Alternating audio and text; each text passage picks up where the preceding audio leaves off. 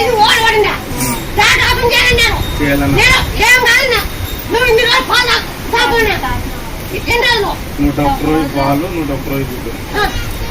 అంటే ఏం లేదు బాగుంది దాని ఆపం చేయాలని కాలేదు నువ్వు జరిగింటే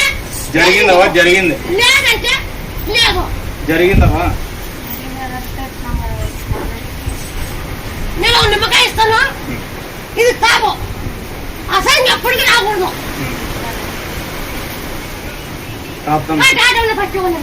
ఆపరేషన్ చేయాలన్నారు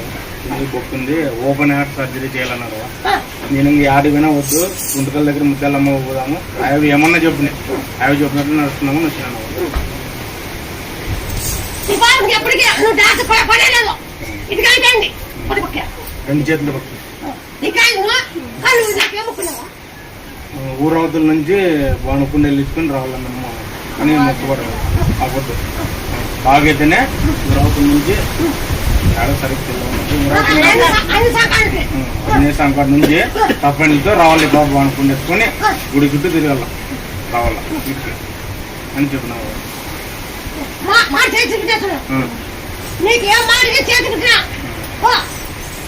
వాయు వస్తుందమ్మా బతకడు అన్నవాడు మీరే బతికించింది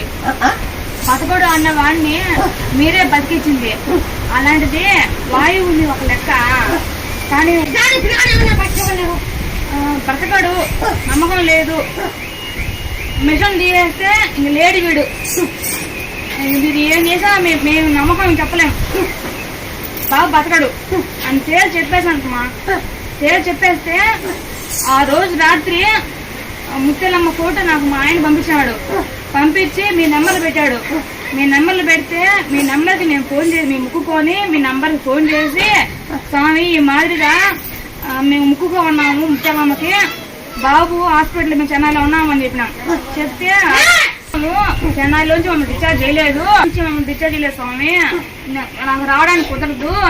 నేను ఆమెకు ముక్కుకున్నా స్వామి మీరే ఏమైనా తగ్గే బాబు బాగుండాలని పరిష్కారం చెప్పండి అంటే మీరుండి మల్లెపూలు వాసన చూపించు అని చెప్పారు స్వామి చెప్తే అప్పుడప్పటికే మా బాబాయ్ ఫోన్ చేసి టౌన్కి పంపించి మల్లెపూలు తెప్పించి ఆ రాత్రికి బాబుకి మల్లెపూలు వాసన పెట్టి కడుపు మీద పెట్టిన ఆ రోజు రాత్రి తెల్లారుజామున 2 గంటలకు నేను బాబు ఏం చేస్తున్నాడు పాలు దెబ్బ వెళ్తే పైపులో నుంచి ఒక కన్ను తెరిచినాడు ఒక కన్ను మూసుకున్నాడు అలాగే చూస్తూనే ఉన్నా 2 కళ్ళు ఒకసారి తెరిచినాడు స్వామి తెలిస్తే అప్పుడు తెలిసిన అమ్మ మహిమైందు ఆ అమ్మే ఈ బిడ్డకి రక్ష ఆ అమ్మే ఈ బిడ్డను కాపాడుతుందని మళ్ళా ఇంటికి వచ్చేసాను